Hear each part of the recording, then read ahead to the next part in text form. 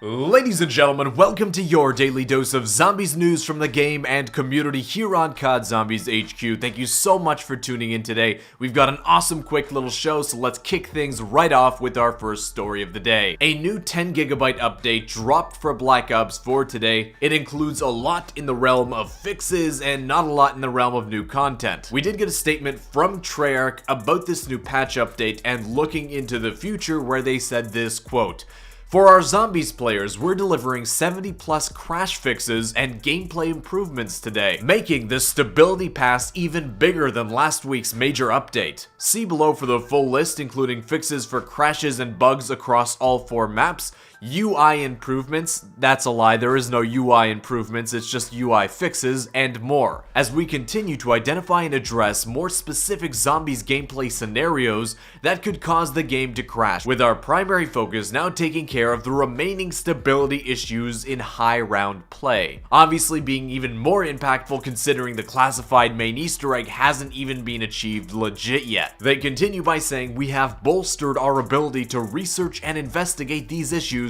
and have several fixes in the works that will be rolled out in the near future." So my initial reaction to this and a lot of other Zombies players is A+ for stability fixes within the mode. That is awesome to see, but oh man, the fact that Blackout and multiplayer keeps getting new content updates and we get absolutely zilch. I mean, the only thing we've gotten since launch really is the addition of Speed Cola Light that we got into the mode as part of the last update. I think it would have been a good PR move on Treyarch's part to say, hey, look at all these stability and crash fixes we're implementing, and then here's a release date for a new feature like Factions that'll be coming out in the next title update in 1 or 2 weeks time, so that we have something to look forward to in the near future. Treyarch did promise frequent updates to Zombies with new content like new challenges and items, and we simply haven't seen any of that new content yet. I'm hoping that once all these stability issues are sorted, we'll start to see them trickle more stuff in, but the fact that there hasn't been anything so far is kind of concerning. Moving on to the second story of the day, Zombies players over on the PC have been able to look inside the Black Ops 4 files and pull out some things that are in development for the game mode that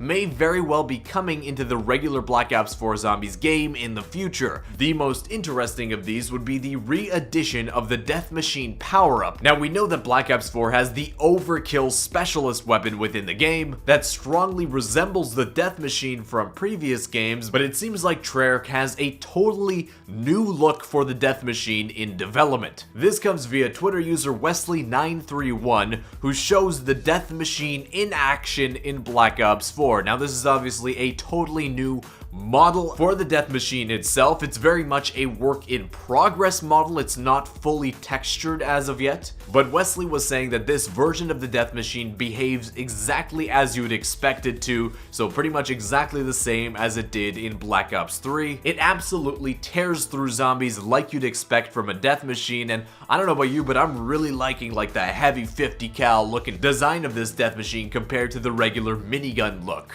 But only time will tell whether Treyarch will finish this Death Machine and actually add it into the game in the future. Moving on to the third story of the day, Nuketown Zombies is coming back within Black Ops 4. That's been 100% confirmed from the recent leaks that we've had from the QA tester at Treyarch. But if you want to get an awesome look into what Nuketown could be like in Black Ops 4, it's currently being remastered by a very talented group of map makers within Black Ops 3 mod tools. Here are some pics of that. And even just seeing how this map looks with high definition textures in a newer game engine just makes me that much more excited for the actual Nuketown Zombies remake that we'll get in the Black Ops 4 DLC season. And moving on to our fourth story of the day, this is an update to a story that we covered in the last edition of the Zombies News Update regarding the classified ending cutscene. Well, with the help of both Dante and OBrave1 over on Twitter, we worked out what Treyarch has done when limiting what settings can be active in order to get that classified ending to trigger. When doing the custom mutations glitch, which is the only way to get the classified ending right now because it'll crash